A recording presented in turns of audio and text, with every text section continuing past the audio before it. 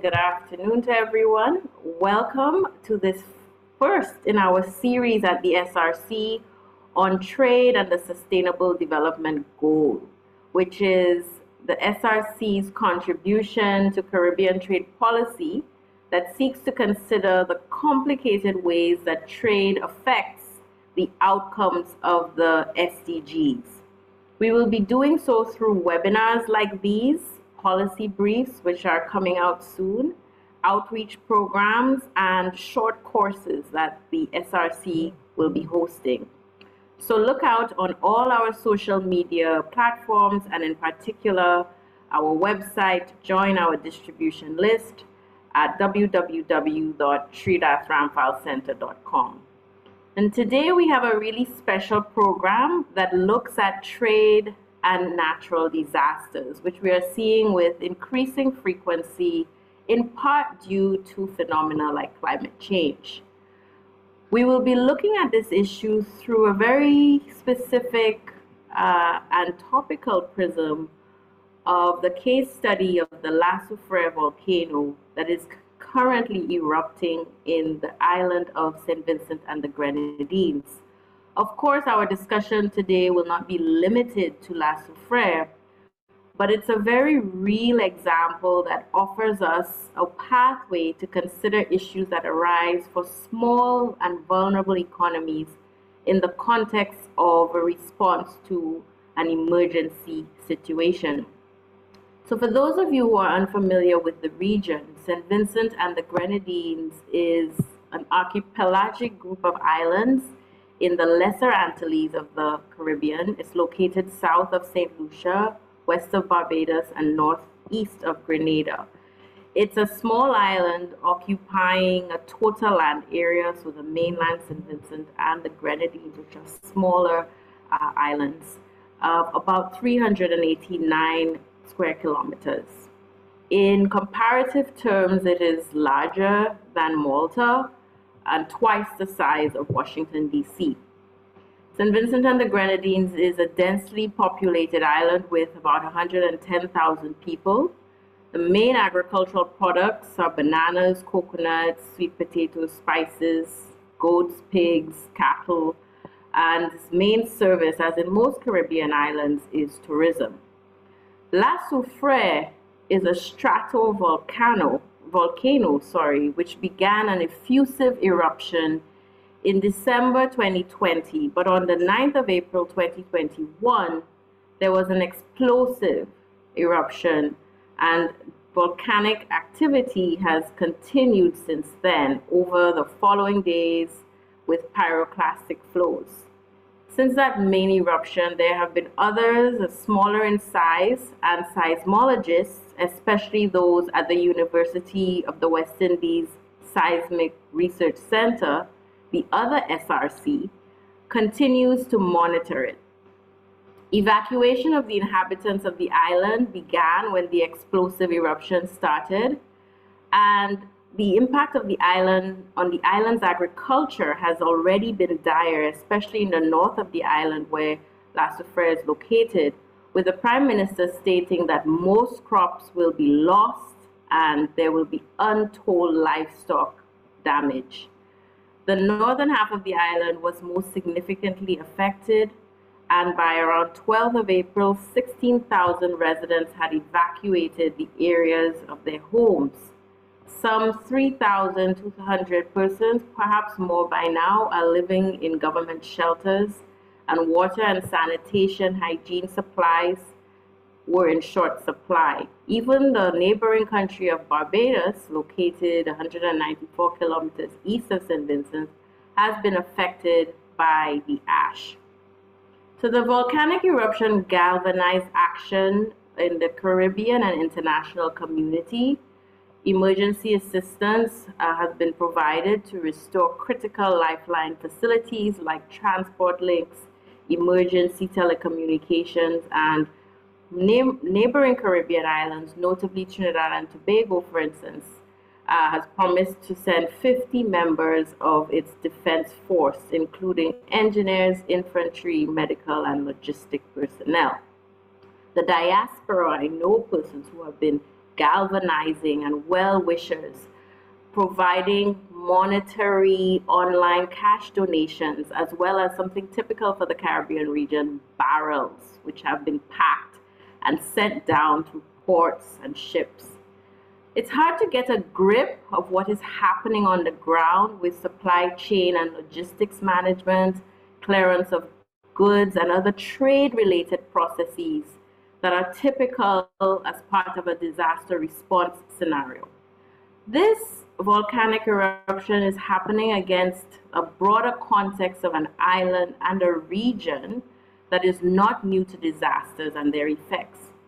Small coastal countries in the Caribbean, across the Pacific, and in Africa are among the most disaster prone in the world.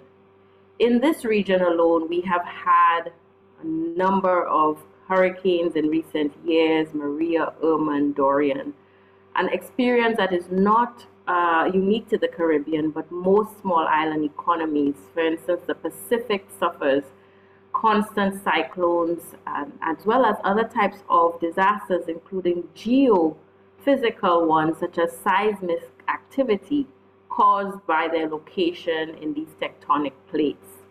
Add to that the biological natural disaster of COVID and other slow-moving natural disasters like sea level rises attributable to climate change, drought, water problems.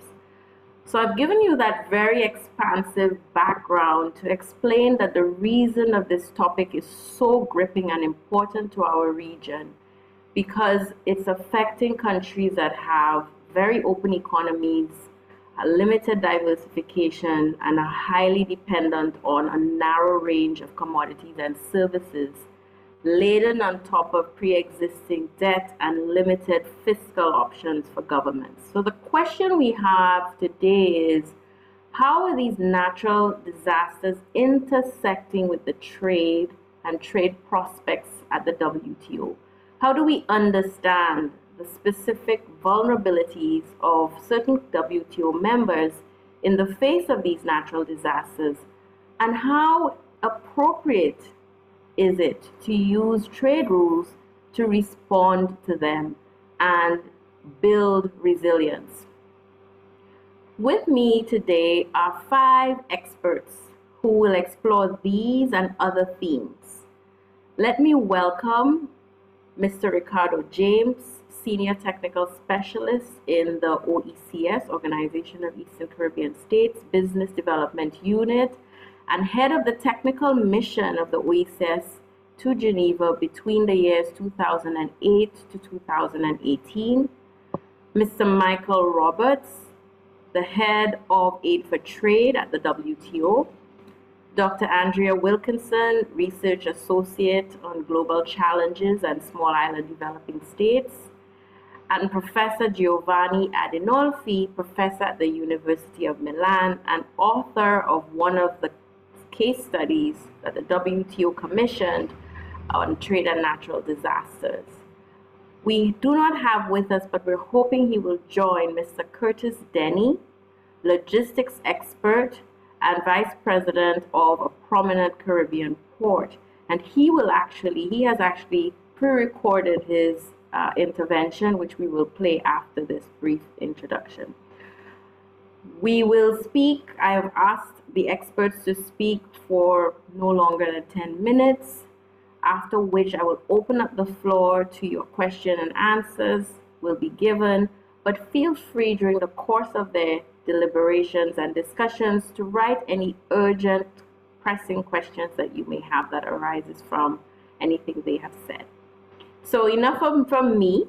I'm going to ask to upload the video recording from Mr. Curtis Denny, and he kindly did that recording for your benefit. So I'm just going to ask our IT experts to upload the video now.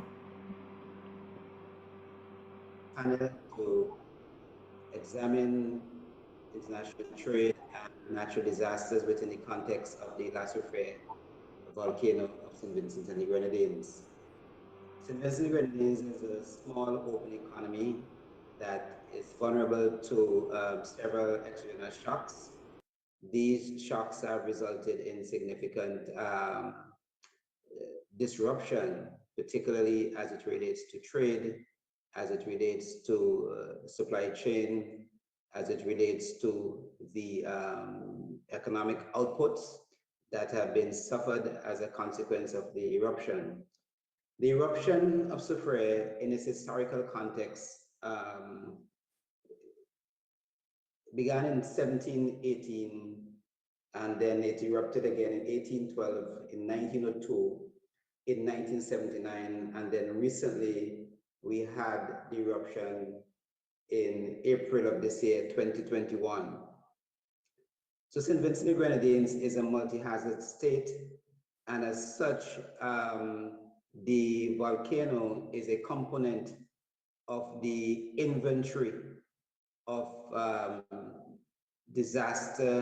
natural disaster challenges that we have, which would include hurricanes, which would include flash floods. So we have had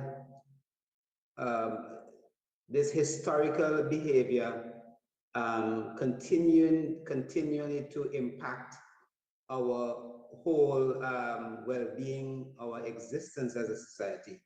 So I think the discussion can focus on looking at the vulnerabilities of St. Vincent and the Grenadines and looking at its impact. And also, I think critical to all of this is how do we develop a resiliency framework that will mitigate the impact of the volcanic eruption, but not just mitigate, but also position the country strategically to build back, but to build back better.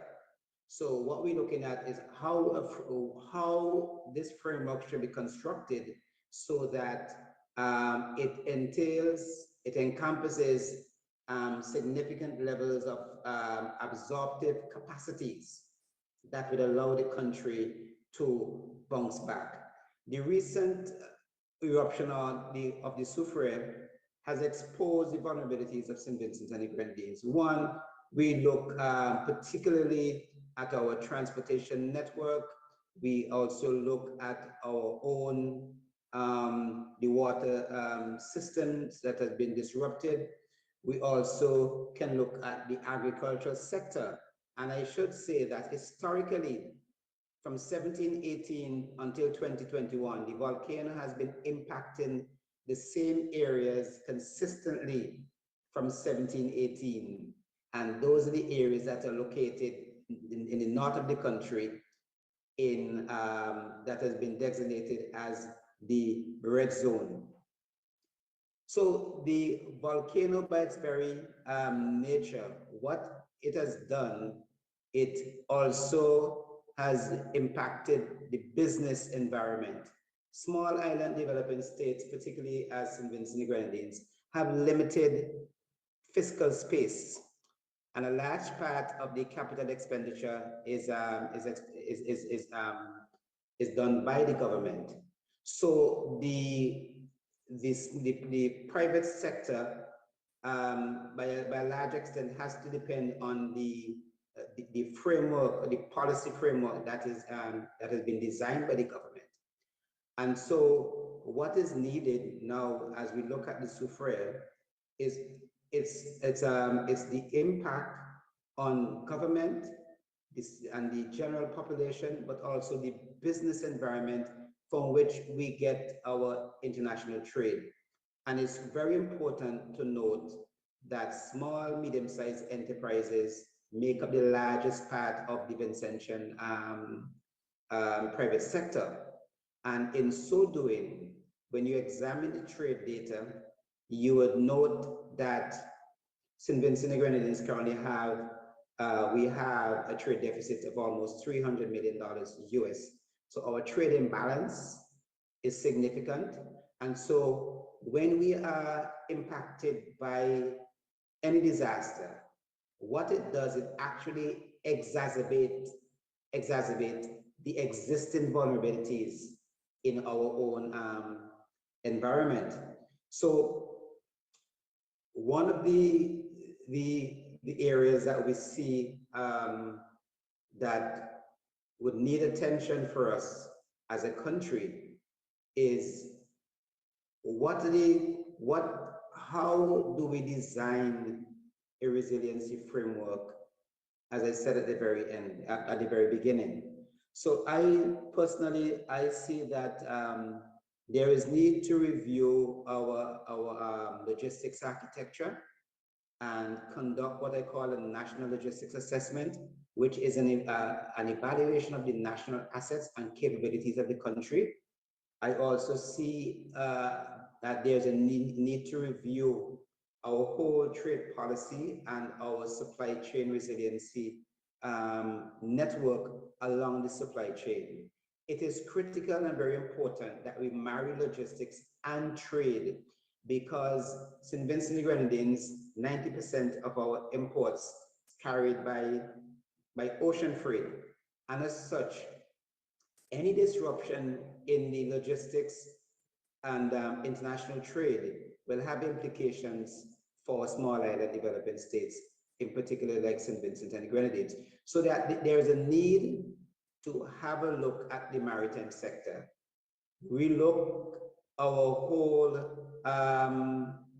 trade policy framework and how can we strengthen it to build in it the levels of resiliency that we would need. We also note that the country also needs to have to continue to advance its disaster risk management and to identify strategies that incorporates technology to help us to resist, to become more resilient. And I think critical is that we need to also have a training and development program that would give us the type of skill sets that we will need, whether it's in international trade, it's in logistics, it's in disaster risk management, it's in infrastructure and technology. We need to have the proper the skill sets that will enable us to become more resilient. And we also have to look to our economic planning and development, because as I noted before, the same areas continue to be impacted from the historical data. So maybe there's a time for us to examine again the whole issue of planning and development and long-term planning being a part of that resiliency framework, and also incorporate into that the whole issue of livelihood.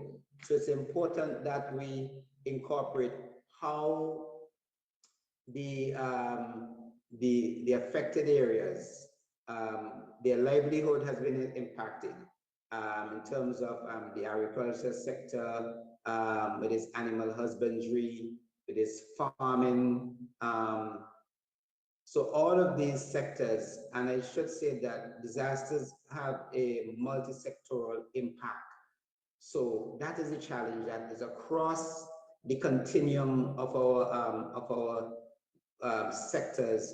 We have this massive disruption, and we now have to decide how best can we now, as a country, but as a region, because St. Vincent and the Grenadines is not in isolation. We are part of a family of Caribbean nations.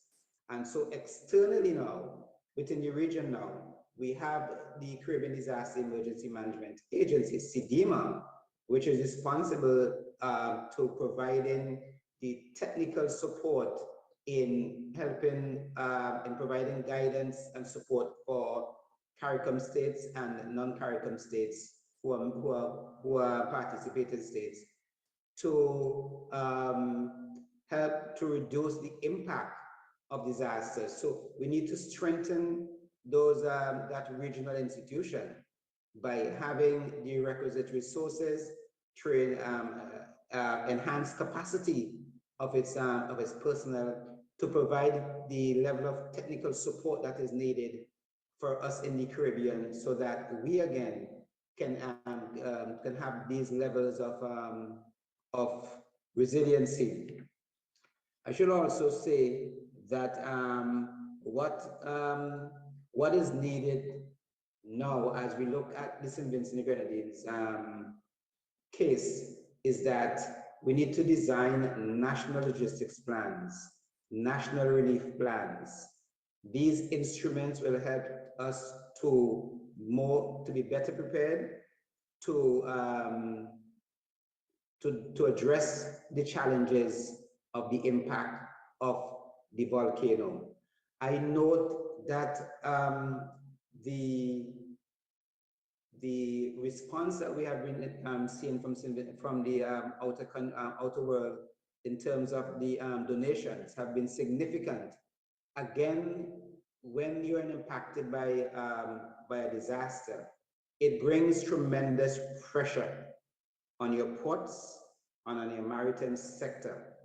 So again, there is this need for small island states to pay attention to your maritime sector, pay attention to your ports, build resiliency in your port by enhancing its infrastructure, physical and digital infrastructure, and also building capacity in its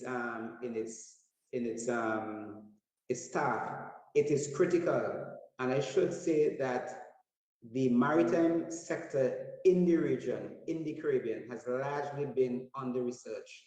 The research currently is in its infancy stage of development, and further research is needed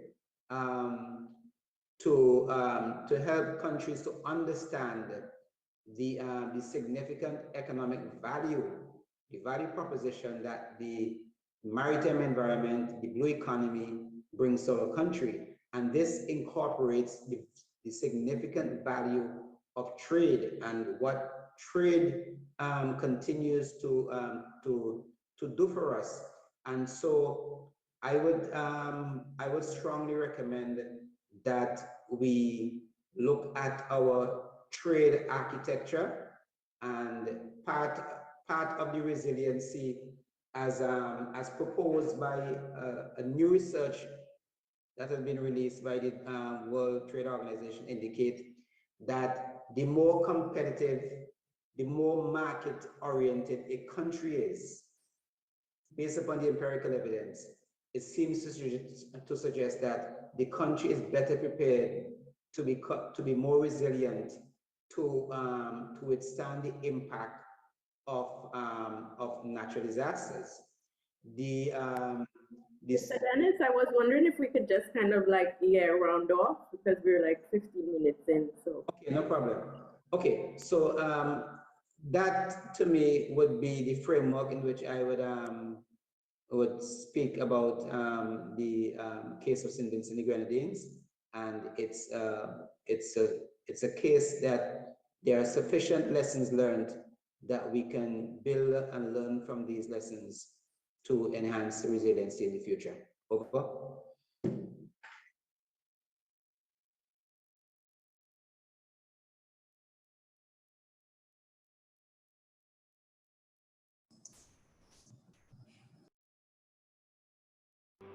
hello, thank you for that. I think I saw Mr. Denny. Hi, Mr. Denny, join the call. I explained that you couldn't make it for the original, but we heard your words. And again, sorry to have cut you off. We're on a little bit of a timeline. So that was a really great exposition of how all these things, fit together through the prism of La Soufriere. I wanted to now turn over to Mr. James, who at the time I was at the WTO was the head of mission of the OECS mission, providing technical support to the WTO members from the Caribbean and the OECS in ongoing negotiations. And I remember that part of your tenure there saw Hurricane Maria and Irma, where you're from, Dominica. And there was a galvanizing effort, both on the social front, because we had an event to raise funds, I remember that, but also in the negotiations. And I see a question by Professor Robertson, who is, we'll give him an opportunity to ask his question, but there was some discussion about how is the WTO even relevant? How is trade and trade rules, how are they even relevant to this topic?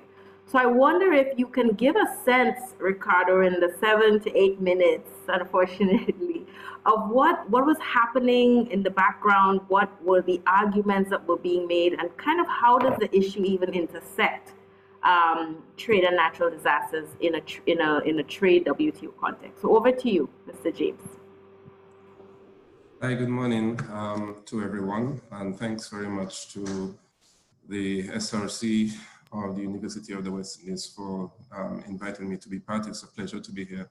Not much time, so I will try to be very brief, and you have sort of asked me a very specific and pointed question, which I was going to speak to, but the previous presentation sort of set the context. I think we're all aware of the increasing risk of natural disasters, both hydrometeorological disasters that we in the OECS region, hurricanes, have been facing, but now the recent and ongoing eruption of the last Soufriere volcano reminds us that we do have lingering threats of geological and geophysical hazards in terms of earthquakes and volcanoes. Now, it can be argued that natural disasters, which is an almost universal phenomenon, is no respect of persons. I mean, it affects both developed and developing countries, rich and poor, small and large alike. And in fact, in one of the studies by the WTO, it quotes the statistics that from 1998 to 2007, the US, for example, registered the biggest loss from natural disasters. But I mean, however, when expressed in relative national population or GDP, the impact of natural disasters on small economies like those in the OECS gives much higher values. I mean, Hurricane Maria, for example, in 2018 caused the damage reaching 225% of Dominica's GDP. And that had followed 2 years after Tropical Storm Erica, that had inflicted a 90% loss of GDP. When you talk about a small island like Dominica, in the space of 2 years being affected by natural disasters, it doesn't really compare to a large economy that can mobilize resources to a small state or region, even if the nominal value might be great. So the impact of natural disasters on small states, small island developing states, is significant. Now, trade and natural disasters have a very important link. Natural disasters devastate economy. They disrupt production, they disrupt trade. And for small states like the OECS and the CARICOM, trade is very important for our development. We are very open economies. The percentage of trade in terms of our GDP is significantly high. And for all countries, trade is an important source of economic development. But we also know that trade is not always evenly distributed or equitably or fairly distributed. And that is why in the WTO and in regional trade agreements as well, the issue of special and differential treatment is a key pillar. It is one of those things that is enshrined in the WTO. Developing countries are recognized to face certain challenges and certain structural and difficulties that require the system to provide flexibilities, special treatment for these countries. And so the question you asked, what role for trade and the multilateral trading system in terms of dealing with natural disasters? Trade is governed by rules, obligations, commitments that are embedded in those agreements or treaties. And all of these are built on the foundation of the WTO and its multilateral trading system and agreements. Now, in the wake of Hurricane Maria, the OECS recognizing that every year we are under the threat of a hurricane, we now have to factor in the possibility of volcanic eruptions in the future. We need to see how these systems, these agreements that we are part of, how can they help us to address the issue of risk management for natural disasters. That is both in terms of the response to those disasters, immediate response, the recovery, as well as the long-term resilience that we need to build to face these natural disasters.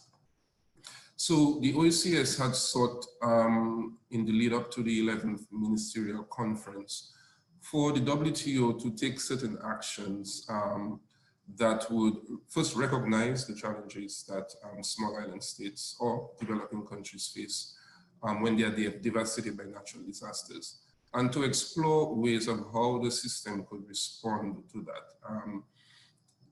We recognize that it would have to be a long-term, a medium-term, long-term response, because the WTO is one that takes negotiations and discussions. But in the lead up to the Ministerial Conference, we were seeking in the declaration some sort of statement that would recognize the challenge, but that would state that the members would provide to countries that have suffered natural disasters a sort of peace clause, so that there are certain obligations that all countries have, either to the MFN rules, so that if you lower your tariffs, you don't give preferential trade to one country except to all, national treatment. You may have restrictions, rules governing your subsidies and stuff like that, different trade policy measures. We even have obligations to pay our WTO dues, annually. Now, if you suffer natural disasters, the ability for you to meet some of those obligations are either interrupted, or you might need to take certain measures in the recovery phase to stimulate production again, because the destruction of your local industry might require you to, through aid and resources that you might receive from development partners, to provide subsidies, to provide cash transfers to those companies to help them. But WTO rules might say that that is not allowed. So there might be need to explore what are the existing flexibilities that are enshrined in the agreements right now, or what new systemic measures or flexibilities. So this is something that we believe that the WTO needs to discuss. And that led to an agreement to do some research. So I think some of my panel colleagues on the panel might speak to some of the outputs from those studies. But we are continuing the discussion as to how the system can provide a systemic response. All of this, of course, is linked to the issue of smallness and vulnerability of countries like the OECS, and the need for the system to recognize that there's a class of its members that face unique structural as well as external challenges for which a systemic response might be needed. That might range, for example, creating, and I would say that, and that's a very difficult and political economy issue at the WTO, knowing that in the WTO there are two categories or three categories of members: developed, developing, and least developed countries. Small vulnerable economies have a work program that has sought to raise the issues of their challenges. And the idea of probably having another category of members based on the issue of vulnerability. Economic vulnerability might be one, but also climatic vulnerability, vulnerability to natural disasters. So if we can get that recognition, of course, all members would have to agree. There's a whole political issue surrounding creating a new category. But a systemic response that recognizes that these members, when they do face natural disasters for a period of time, possibly, they are allowed certain flexibilities. They are allowed to take certain measures that the rules may not always have allowed, but for a period of time for their recovery and development, that might be needed. Now, and so just some examples, for example, Hi, Ricardo, just reminding you of the time. 10 minutes already. Yeah, the ability to allow goods to come in, aid to come in from certain countries who are giving you aid, and you waive the duty. Normally, waiving duty is not a problem with the WTO, but if you don't lower your duty for everybody, that's a sort of an MFN rule violation. So those side of things, if you need to provide support. But it's not only the WTO, we are also part of regional trade arrangements and policy frameworks like CARICOM and the OECS, and these also have a key role to play. For example, at the OECS, we have demonstrated the benefits of coordinated sourcing, mobilization, and procurement of supplies. For COVID, that included vaccine, test kits, etc. Even the coordinated mobilization of aid and support, for example, the Stronger Together initiative that is now ongoing for St. Vincent and the Grenadines. And at the national level, trade facilitation measures can be critical. Imagine that, you know, sometimes aid can come in and sit on the pot because there's a decision that has to be taken about waiving the duty or waiving some import duties and measures, you know, import duties and stuff like that. So if you, at the national level, we also have these measures put in place so that when disasters happen, immediate trade policy provisions kick in to facilitate aid. That is also an issue. Recognizing the time limit that I had, I would stop here, but this is basically the goal is natural trading level, recognizing the challenges that the certain members face, like the OECS, and how can the system provide a systemic response and systemic provisions and flexibilities. The report, one of the reports done by the WTO, does give a survey of some possibility. Thank you so much, Ricardo. And again, when I've done presentations, it's so hard to stop because there's so much that you want to say. But I think you gave a really great, in the short time I allotted you, a really great account of the very specific perspective based on your time there, but also now back in the Caribbean and the OECS, sort of a perspective that is unique and uniquely situated for our islands. Which now brings me to the head of the WTO's Aid for Trade program, who actually heads this work program dealing with trade and natural disasters. And as Ricardo had mentioned, some of the dedicated research that the WTO has done in responding to that mandate from smaller countries to address these issues critically fell under his leadership. Mr. Michael Roberts, I'm going to ask you to give your sense of, you sit in a broader sort of perspective and understand not just the Caribbean's perspective on these, but all WTO members. And I'm sure both at the practical and at the political level, there are a couple of thorny issues in establishing this work program, but also in thinking about the response of the trade and the trade rules and the trade community. What can reasonably be done at the WTO to deal with the demands and the requests and the special vulnerabilities of this subgrouping of self-designated small and vulnerable economies? So I wonder if you could give us a sense of the politics without, I know you can't be political, but I say that in a non-political way, but what is at stake in terms of the give and take, who is making these demands, who may be resisting it, but also a little bit of an insight of the more technical work, which I know Professor Giovanni Adinolfi is going to speak more about, but just give us a kind of a global sense of what's the WTO's stake in this. Okay, thanks. A lot to cover in 8 minutes, but let me start off by saying thanks very much for the invitation, Dr. Rennie, and it's a pleasure to see you in this capacity. It's also a pleasure scrolling through, obviously, to see Ricardo and everyone else on the call, but it's also a pleasure to see one name that popped up in the list of participants, Dear James, who is from St. Vincent and is a former NTP at WTO. So I don't know whether she can, she's there and listening in, but she also contributed to the research work that we've been talking about as well. So important, I think, to just recognize her. So I've got a lot to cover. Let me make the points that I was planning to make and then try and adapt and pull in the additional points that you've given me. So the first point I wanted to cover is why is a volcanic eruption a trade issue? That's not necessarily that clear. Ricardo and Curtis have already covered that to a certain extent, but let me sort of try and drill down a little bit more.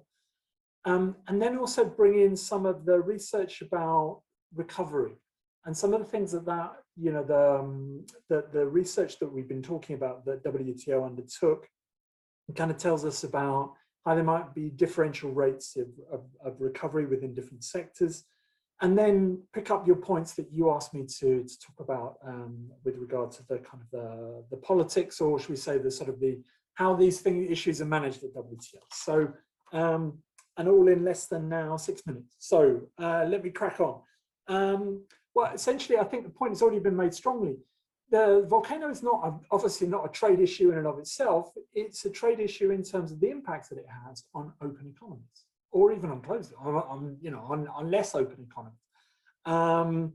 Given just how open the economy of St. Vincent is, and there we're talking about trade to GDP ratios of over 100% in 2019. About, what is it, imports absorbing probably about 60% of GDP, exports accounting for around 40% of that. Obviously, the largest item, as people have already noted, is travel. As Curtis has already said, that maritime transport is the critical pathway to carry those imports. And Dr. Andrea Wilkinson is going to talk about the trade facilitation dimensions to that. So I'll leave that to her to pick up. But I think it's maybe worth kind of trying to separate those trade impacts into direct effects and indirect effects. And as a rule of thumb, what we tend to do is underestimate the indirect effects. So in terms of the direct effects, obviously we've talked about the destruction to agriculture. Okay. So, and there, root crops, bananas, the agricultural produce side of things, that's something that's been directly impacted. Something to watch out for maybe in the medium term there is, once you get into the recovery phase, could the volcanic eruption potentially lead to soil contamination that you might then have difficulties exporting to other markets because of that contamination? I don't know. I don't know enough about the chemicals that are being emitted as part of the volcanic eruption. That might be something that could potentially emerge as an issue in the future. Perhaps more of an indirect effect, but will have a direct impact in terms of that, in terms of the ability to recover. Cancelled holidays, obviously that's a sort of another direct impact in a tourism dependent economy. Then those indirect effects, obviously there we talked about, you already mentioned in your introduction about the impact on agriculture and tourism in other islands. So that's not necessarily costed within the sort of the looking at the economic damage. And then there's other things as well. So for example, just reading back about and picking up on Curtis's point about the maritime transport, I think that there was pre-eruption, pre-COVID, there was a plan to upgrade port infrastructure on the island. So are there going to be any knock-on effects in terms of, for example, the price of financing, etc. So there may be sort of important indirect effects that we need to consider here as well. In terms of the indirect effects, obviously the biggest one that you can look at there is the fallout after the Icelandic volcano in 2010, which ended up grounding a lot of the Northern Hemisphere aviation. And you ended up having knock-on effects right through to air carriers in Africa, Latin America, elsewhere. So the indirect impacts of an event like this can run in unpredictable ways elsewhere. That's the first point. Then the second point is recovery is not going to be at the same speed across all sectors. That's the sort of one of the lessons that comes out of the research that we did. So to give an example, in the wake of Hurricane Maria in Dominica, the tourism sector came back fairly quickly, but there was a differential impact within that. And what do I mean by that? So it meant that the cruise sector came back fast. Typically there you're talking about day trippers who can go back to their accommodation, but then the overnight accommodation sector didn't, as part of the tourism market, didn't come back anywhere near as fast. Why? Because that had to be rebuilt in the wake of the hurricane. So one thing that you might find actually is that, within the cruise tourism sector, actually visiting St. Vincent becomes an interesting proposition because of the volcano. So you can have these, perverse in inverted comma outcomes there that potentially can be, beneficial for certain sectors. I'll skip on the points about agriculture because those I can come back to because we're starting to run out of time. Within the research, within the sort of the recovery and response phase, Ricardo's already made this point about how the trade policy dimension to the issuance of waivers and trying to consider those, waivers of import tariffs and things like VAT, and trying to sales tax, trying to consider these things in advance of natural disasters striking is going to lead to potentially a faster pace of recovery as well. Then the third point you were talking about in terms of sort of the politics of all of this at WTO. I'm picking up on Ricardo's point. So this is something that, with regard to the rules, I'll let Giovanna talk to in a little bit more detail what the rules are that would be engaged. We've got a good idea of what those are already from Ricardo's points, but essentially we're talking about agriculture, we're talking about subsidies, we're talking about services as well, and categories of members and recognizing those categories.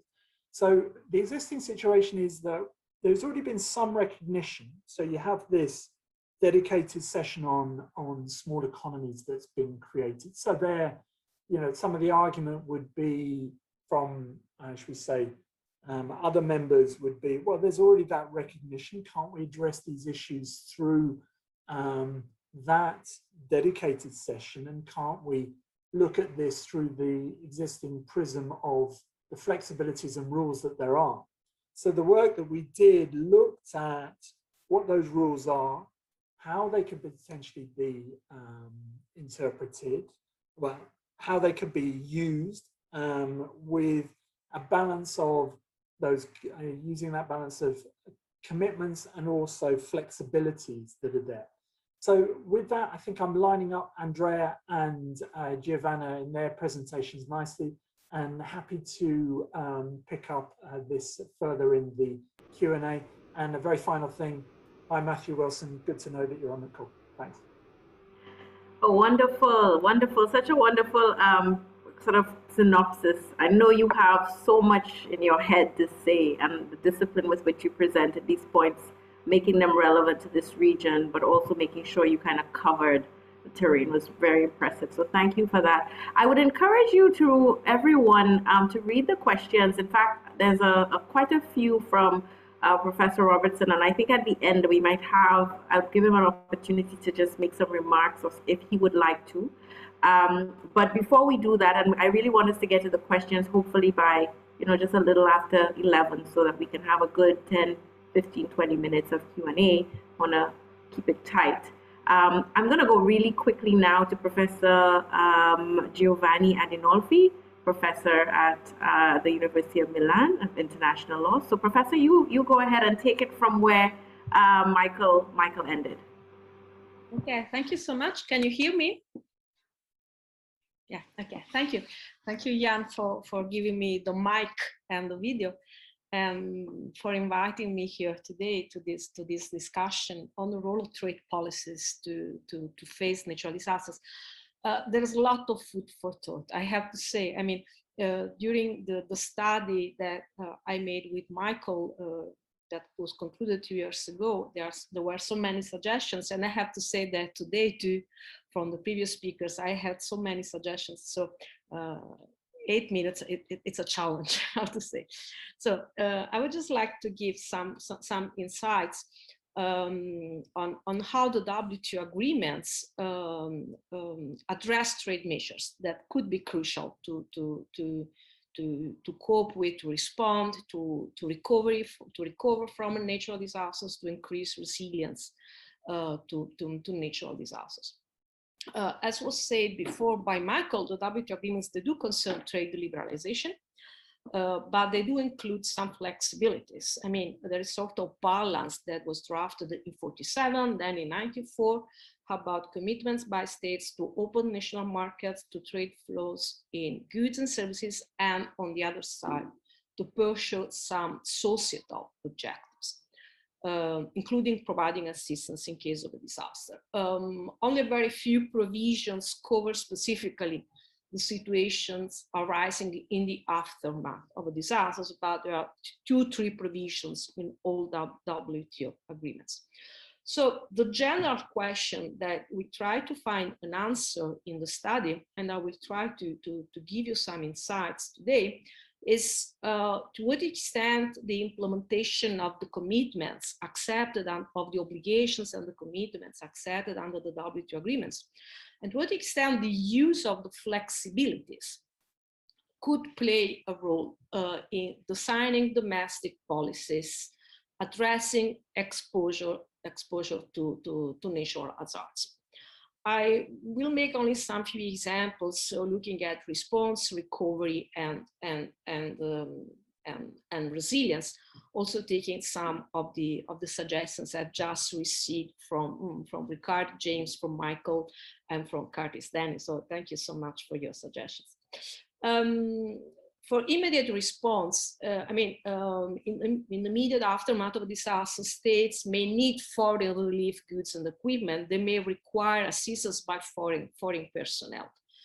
And to facilitate foreign aid, they might have to relax, as Ricardo James said before, domestic regulations on the entry of foreign goods and services. And this indeed has been done also by St. Vincent and the Grenadines, on the basis of information I found on the website of SEDIMA. This is what they have done in April this year, when the Ministry of Finances decided to suspend import duties and all other charges on the imports of relief goods and water that was needed by the population. Okay, this is perfect with the WTO. I mean, the WTO does not ban, quite the contrary, the removal or the reduction of obstacles to trade flows, even when they are introduced on a temporary basis. The requirement is that they be applied on a non-discriminatory basis. That means without discriminating on the basis of the country of origin of the foreign goods or the country of origin of the foreign service suppliers. So they should be applied on an MFN basis. However, some of the flexibilities may be invoked also to discriminate among foreign suppliers, foreign aid partners. Article 20, Article 21, but that's quite a critical issue, but the general exception clauses, they could become relevant. Then there is the issue of technical regulations, on all the regulations concerning the quality of products, the professional qualification of foreign personnel, think about health-related personnel, the application of the domestic regulations on quality of products and services could be an obstacle to foreign aid. Here the WTO agreements have something to say. I just want to flag out 2 issues. On one side, the WTO agreements, they do promote the conclusion of mutual recognition agreements, both for technical regulations for goods and for professional qualifications of services. And they could become very relevant, these kind of agreements, to be concluded by neighboring countries that are placed in regions or sub-regions that are highly exposed and vulnerable to natural disasters. It could facilitate assistance from neighboring countries. On the other side, those same agreements, they also promote the use of international standards as a basis for domestic regulations. And the more widespread is the use of international standards, the easier will be the recognition of foreign regulations. On subsidies, I take the suggestion by Ricardo James. Obviously, it's a very technical issue on subsidies. I just want to point out some of provisions that are included in the WTO agreements on subsidies to goods, to industrial production, to agricultural production, and to the service sectors. Subsidies are not prohibited whether they are granted to micro, small, and medium enterprises. There are some flexibilities for least developed countries and for a group of developing countries. They could be improved, but there are some flexibilities. There are some flexibilities under the Agreement on Agriculture for payments to agricultural producers aiming at upholding relief from natural disasters. For services, there is not a general discipline on subsidies to services in the General Agreement on Trade in Services. So there's not a regulations like the one that is effective for goods, for industrial production, agricultural productions. So here the margin, the scope for action for the governments, it's larger than for subsidies to the production of goods. And now go to the resilience side of the story, and I will conclude.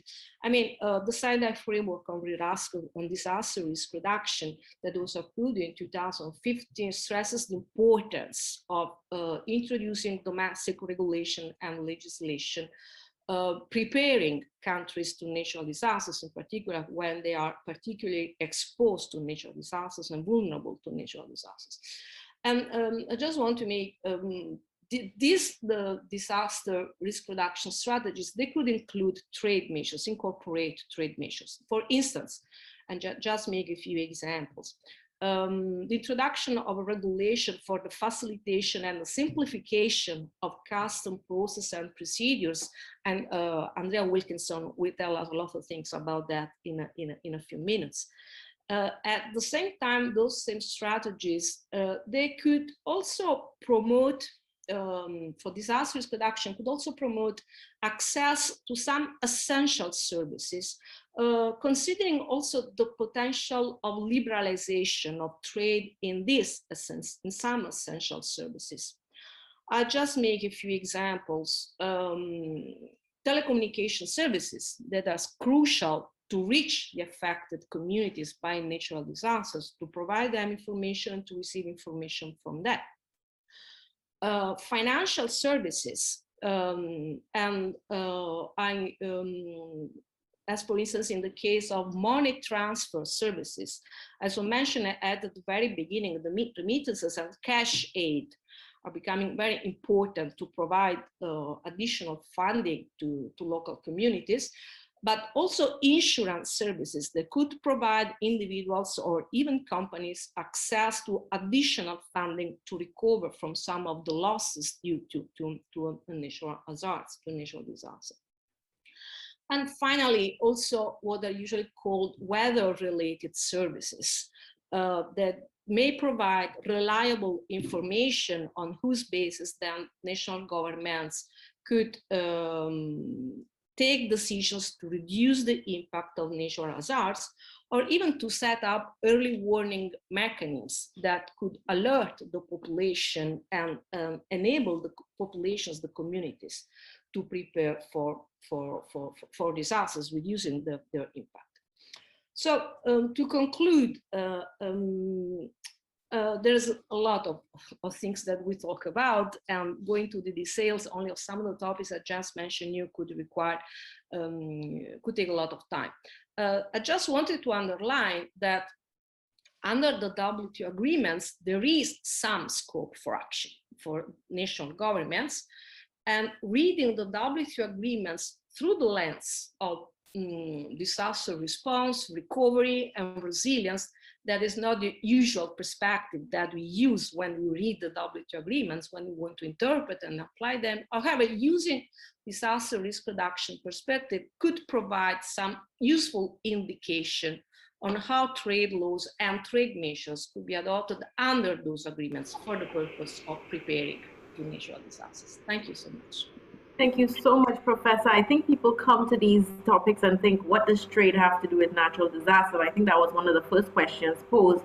I think the way that you're describing it as the rules don't necessarily preclude, they don't necessarily speak directly to natural disasters, but thinking of a response and the recovery and the resilience piece to natural disasters, the agreements provide one prism through which we can ex ante prepare.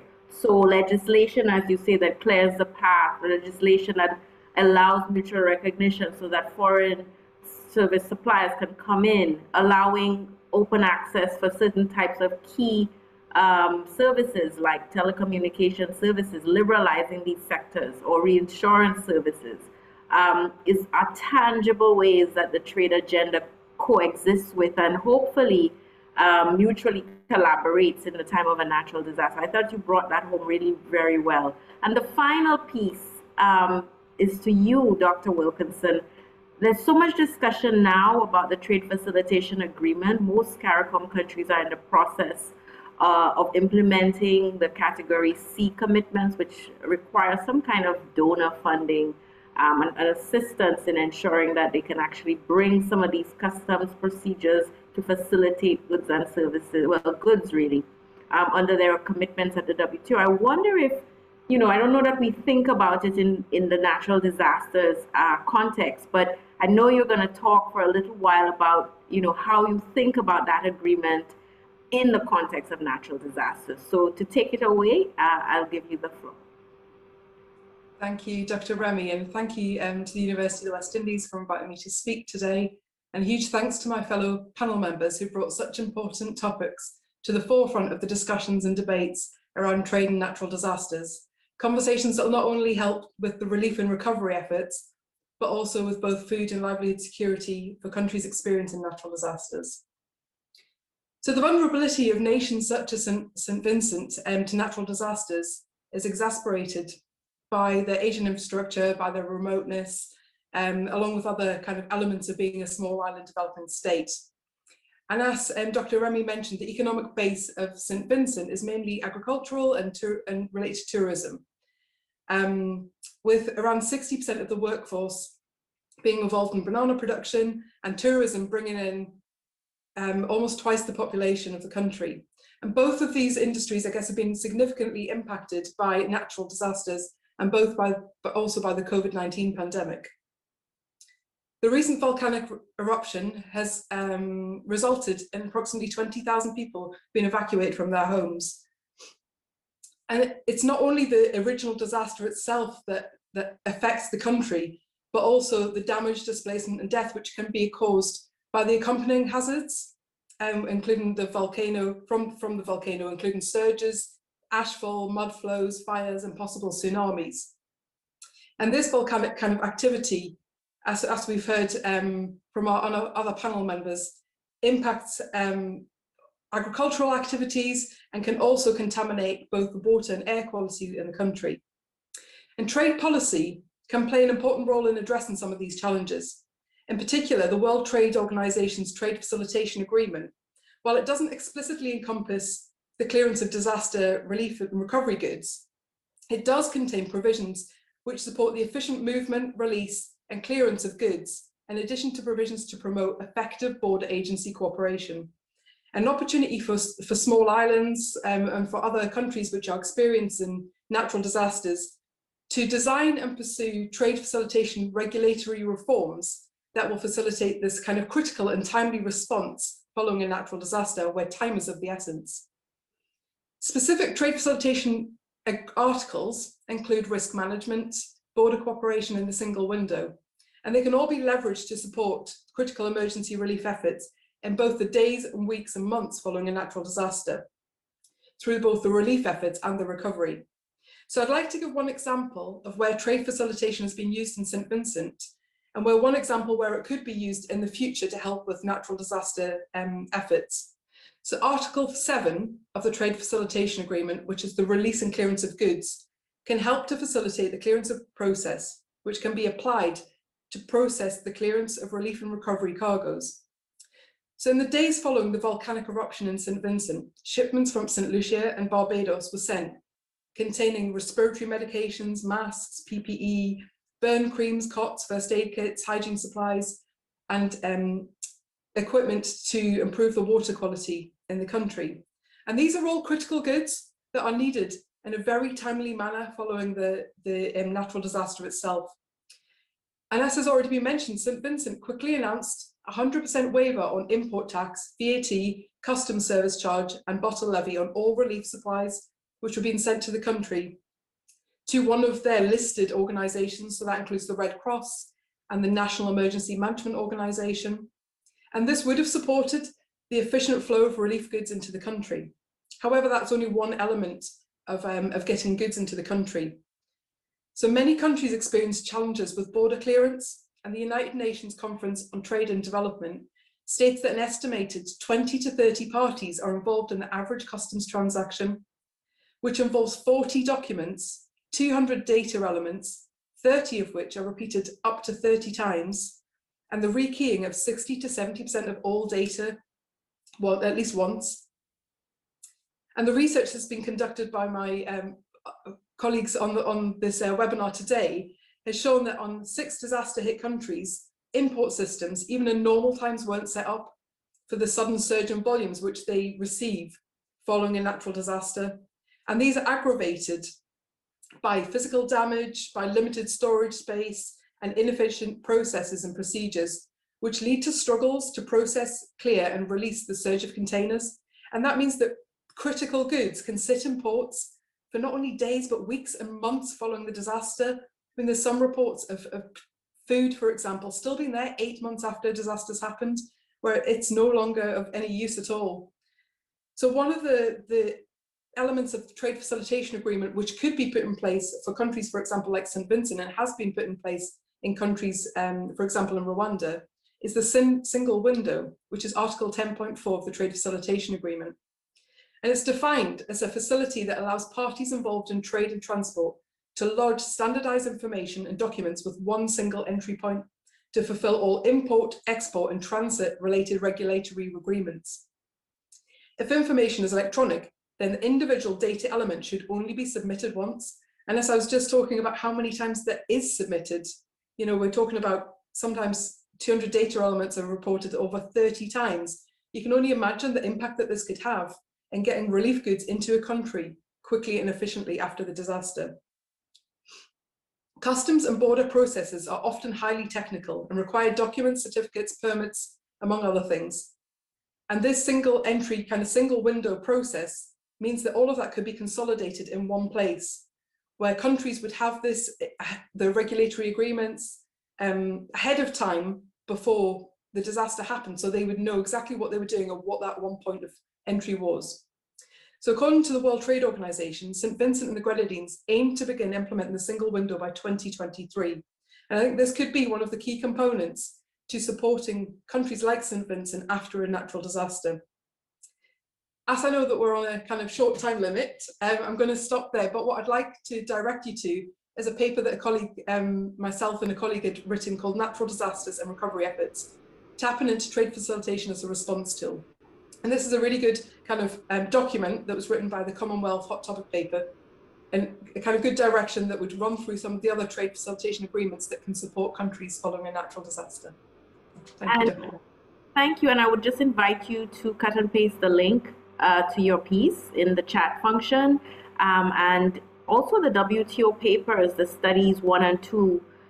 Michael, as well as Professor, feel free to utilize this platform to broadcast the work you've done, and likewise any of my other panelists. So going really quickly to some of the questions, and I really thank you, first of all, panel, for this great exposition. It's never enough time, but I think you've each in your individual capacities and in the limited time I gave, you gave a really, really powerful introduction to the topic. I want to, before I get to the specific questions about trade, I think it's Giselle, let me just make sure, Gabrielle Gelino.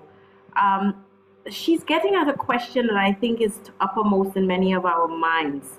So if we move a little bit away from the technicalities of the trade and the trade architecture, you know, if we think on the ground of what is happening to a lot of these countries being affected by COVID and the tourism industry in jeopardy, at least for the foreseeable future. She's asking a question about FDI, foreign direct investment, helping to address these effects. And I think that's a broader topic about how the international community, because foreign direct investment is more private investment. But I wonder, you know, and I think, Michael, this may be a good question for you, how do we think about ODAs, overseas development assistance, and other kinds of financial institutions playing a more critical role in these types of natural disaster responses? That's the first question I have. The second question is emanating from Professor Robertson's questions. And again, if anyone wants to take the floor and ask the question directly, please feel free to utilize the raise hand function.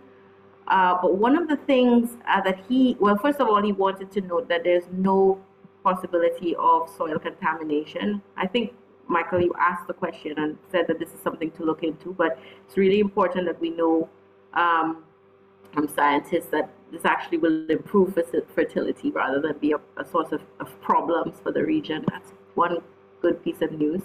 But the broader question he asks, and I want to put to the panel, is how do we make this discussion not so tunnel visioned? We're all, in a sense, trade experts. But the point he's making is that we don't want to have a siloed discussion. We want to involve business. I think, Ricardo mentioned the business and Curtis mentioned the business community. But equally scientists and seismologists, and the broader discussion not encouraging us to think creatively and holistically about the solution. So I wonder if any of the panelists have perspectives on, and especially in conducting the research for the WTO, how broad-based were your research methodologies, and how do we think about bringing all these stakeholders to answer some of these probing questions? So I'll leave these two questions to the panelists and see who takes the bait. And then we can go back for our second round. Yes, go ahead, Michael, please. I'll take the bait for you. So listen, in terms of, let me pick up this second question first. So there, you tend to be constrained a little bit by the profession in which you're operating. So I think Curtis made these points really well in his presentation. Right? So thinking about how disaster management interacts with logistics. And so there, those perspectives are really kind of growing within the disaster risk reduction management perspective. And COVID has only reinforced that, because at a global level, you're having all of these, totally unpredictable effects. Who would have imagined a year ago that you would have had a run on face masks and there would have been a shortage of hand sanitizer? And you get these perverse impacts in terms of sudden upsurges of demand for particular goods or particular things in supply chains, and then massive supply chain coordination issues that arise from these sudden spikes in demand. So from an emergency management perspective, it makes a lot of sense to be looking at these interactions with the broader economy. The difficulty, I think, is approaching it from almost from the other perspective, which is approaching it from the trade policy perspective. And what Giovanna was saying, our rules weren't written back from 1947 onwards with these things in mind. They have very important principles, obligations, commitments that kick in, that you can use in these circumstances. So in a sense, the discussion that you're having here now is, what is the scope of those rules? How do they apply? How can they be used? And where are difficulties potentially arising that can't be addressed through those existing difficulties? And there you've heard what Ricardo has said in terms of the OECS perspective, in terms of, well, there's a feeling that those difficulties should be recognized and that we should try and do more. But I think it's difficult for us to try and sort of reshape that dialogue and bring in other actors. And there, a tribute to SEDEMA and to the national emergency management organizations within the region. They're really doing excellent work to try and bring in those perspectives. And the first question, I was wondering if you wanted to take a stab before I throw it out to the rest. Wasn't I ducking that one? What was the question? Sorry, again. Can you just? No, it's just, especially in your role as head of Aid for Trade, how do we bring in assistance of a financial nature, whether it's through FDI? Yeah. I don't think you're ducking that one. I think that's right up your alley.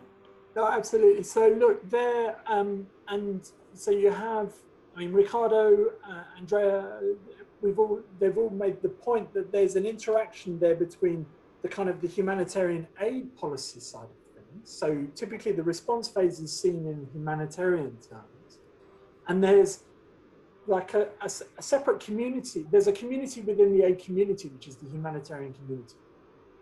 The point that I would perhaps make is that, you know, that they're focused on the response. The issue that I would maybe make is that it's not just the response that starts the moment that, you know, an event hits, it's also the recovery as well.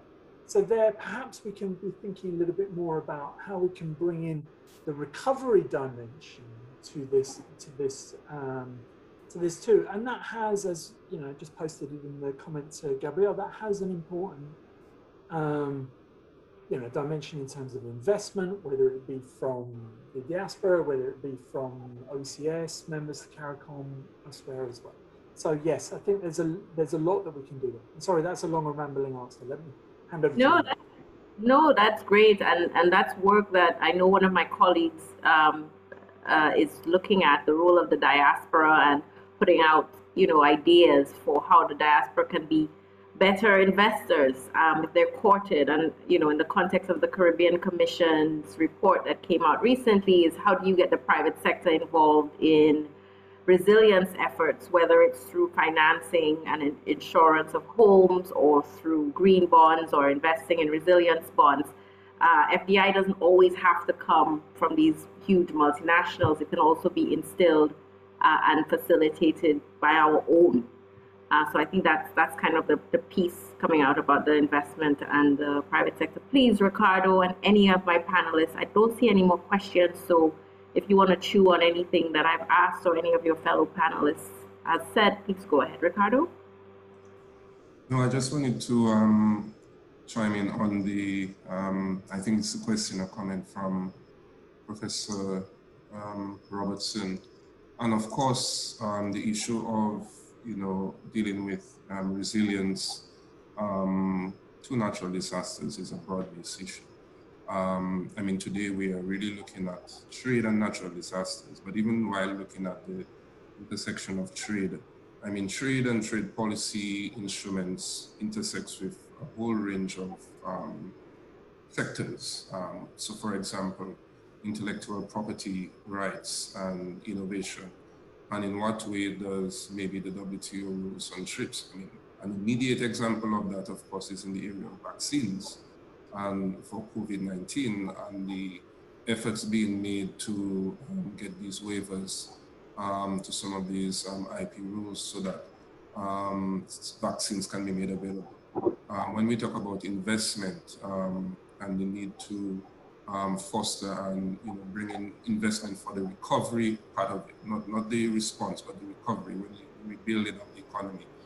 Are there trade-related investment measures that could be taken to stimulate such FDI or to achieve certain policy goals in rebuilding certain key sectors?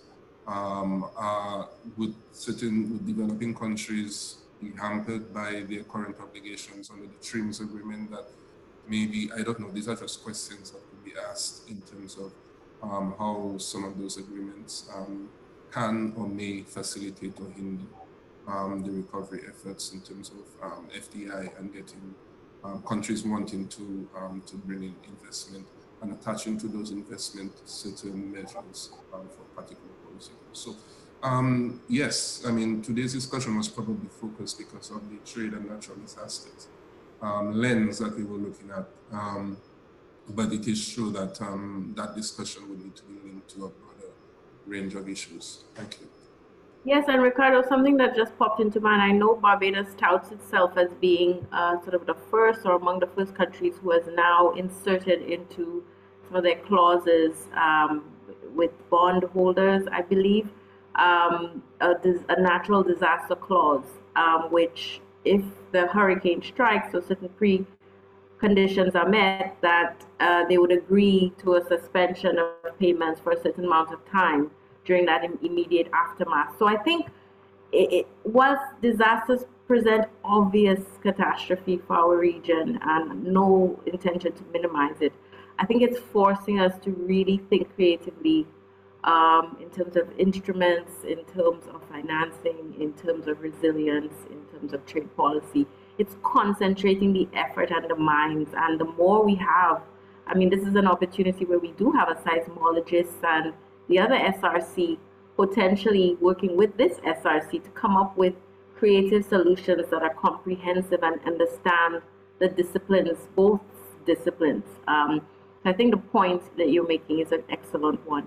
I know we're at 11:21. I want to give my panelists an opportunity to kind of have some parting, unless there are any other questions from the audience, sort of parting thoughts on this topic, any perspective you would like to share, whether it's a resilience piece, whether it's something that you want to respond to. Professor Adinolfi, I'll let you go first. You may have a comment to make, but I'll also give you the floor to round off the comments.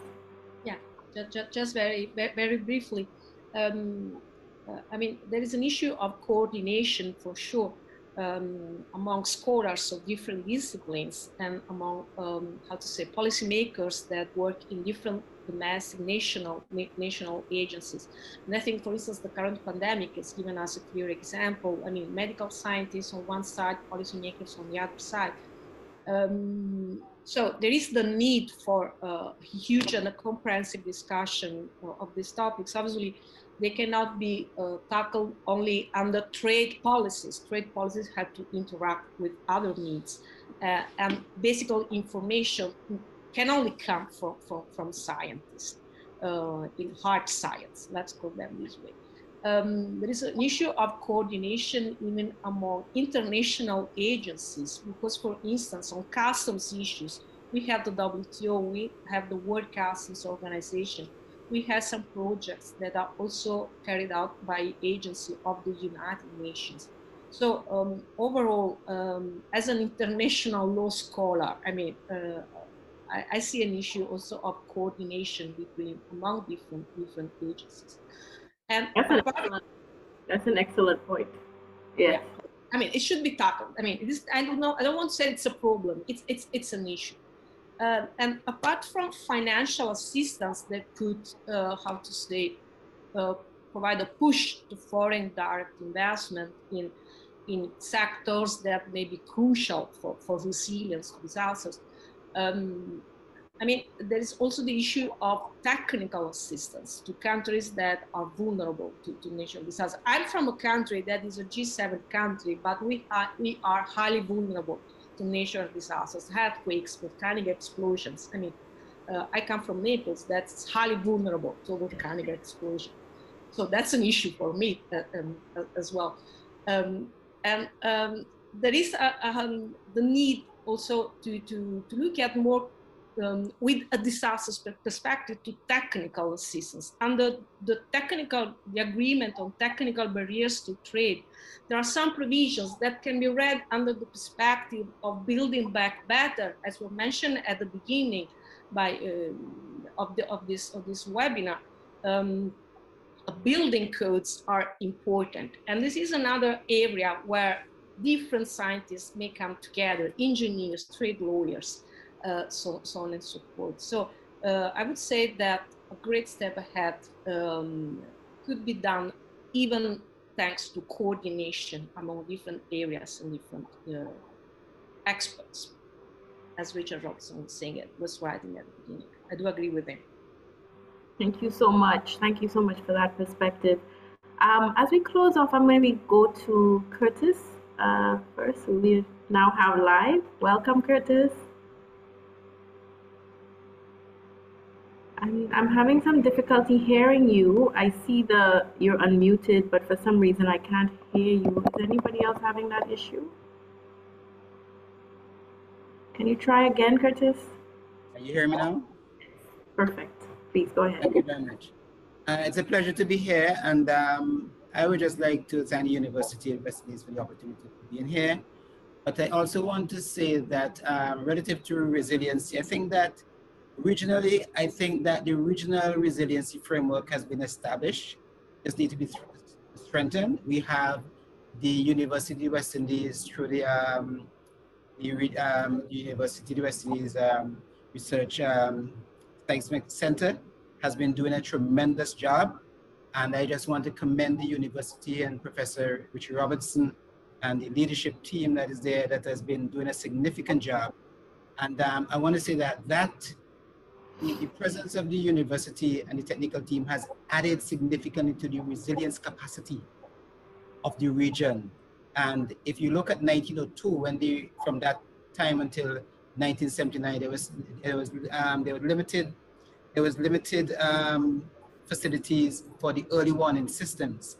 And so the university has contributed significantly towards filling that technical gap in positioning that the scientific knowledge and value and the research and the whole framework, and also to the Caribbean Disaster Emergency Management Agency, CDEMA.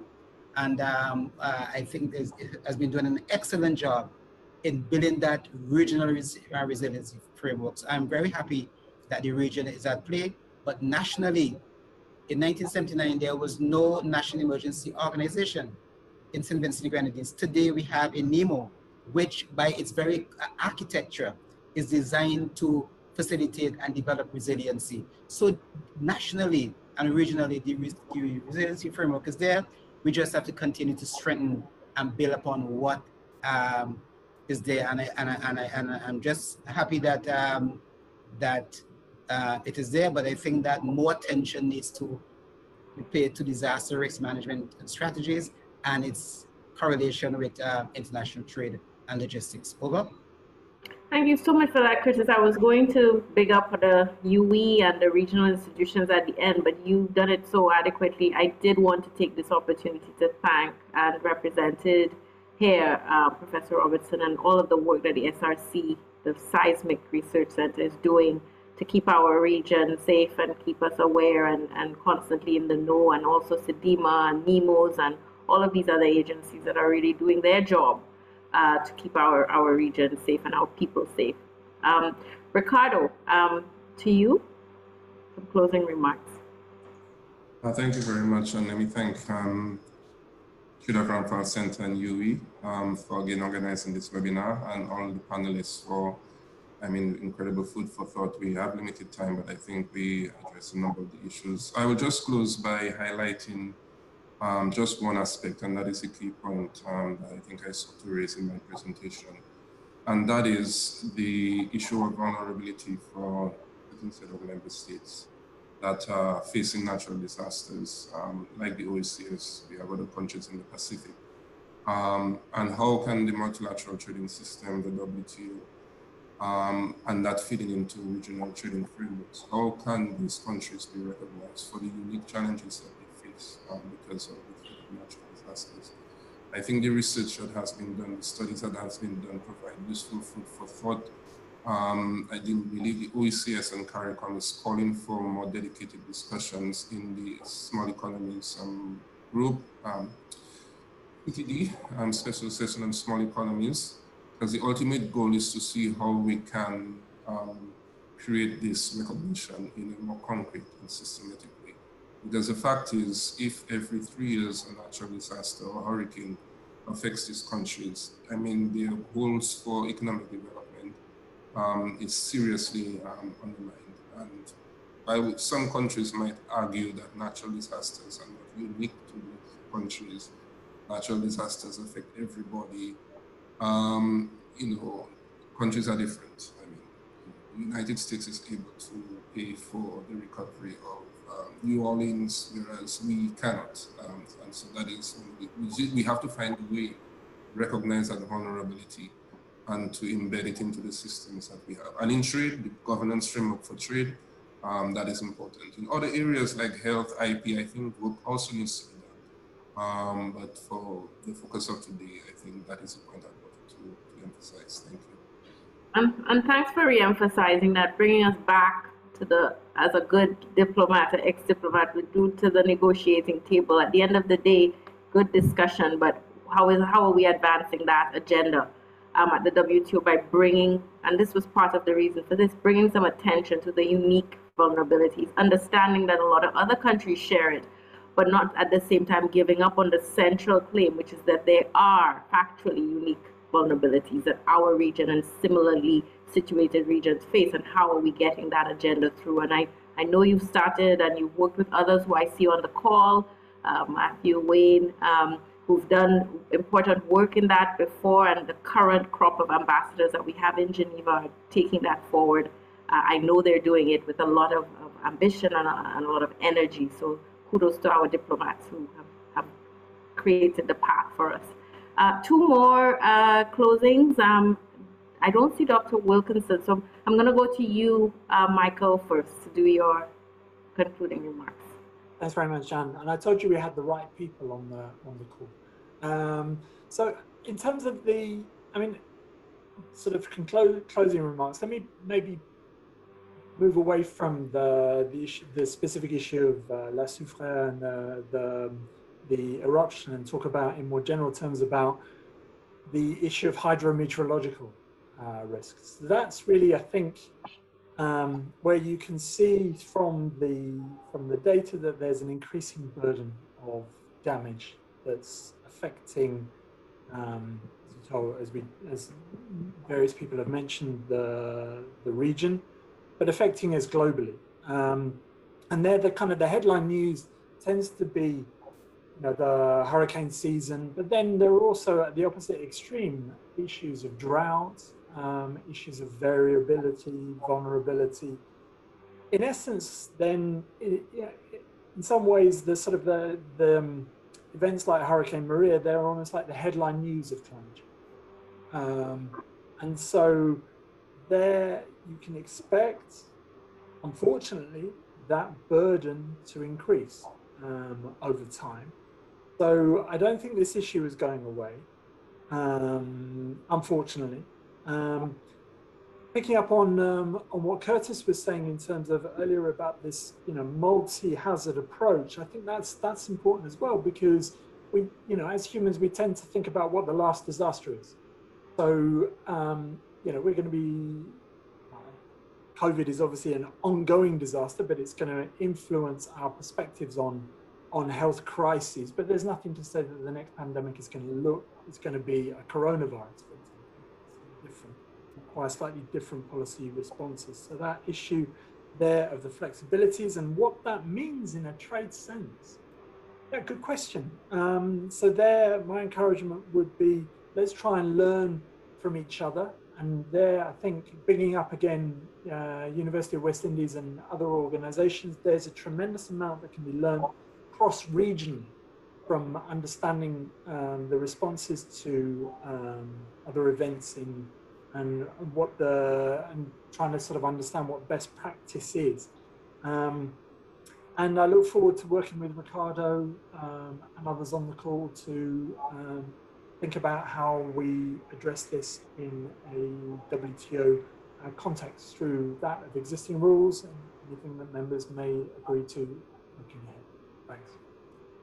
Excellent. And also, I know that our current representative is also working in Geneva, but, all hands on deck, former, current, present, future, in this context to really bring this issue, lots of experience on this panel. Unfortunately, I think we've lost Dr. Wilkinson. Professor Adinolfi, I think you gave your final comments. I wanted to make sure I didn't overlook you. Did you want to say anything in closing? Yeah, just to thank it. That's very interesting for me, this discussion. It's always a pleasure to talk about these issues with experts that see these same topics under different perspectives. It's always an enriching exercise. And just to highlight a couple of issues that have been mentioned in the last closing remarks. First of all, the need for importance of regional and sub-regional cooperation. I mean, there's a lot of best practice that can be shared, information that can be shared. apart from meetings under the multilateral organizations. And second, the issue of weather-related events. I mean, that's the topic for the future also.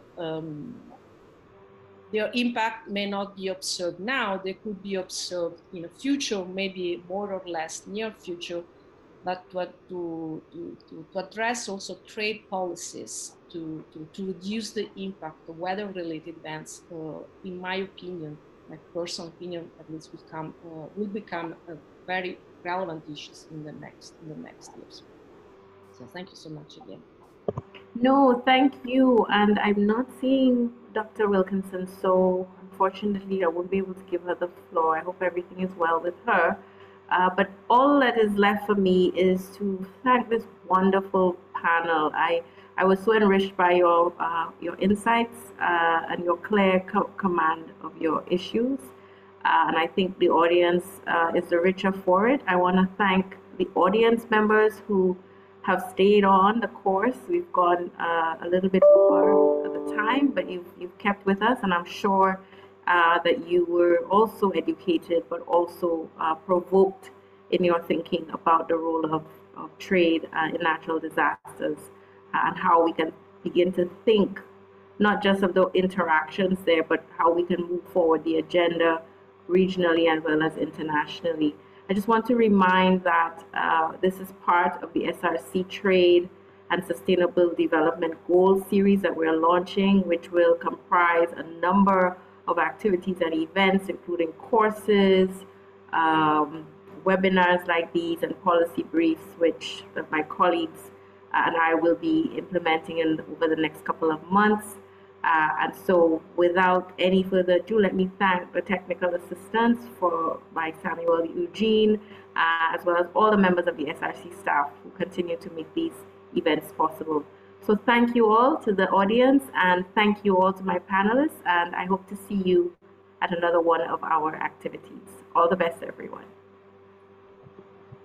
Thank you. Bye-bye.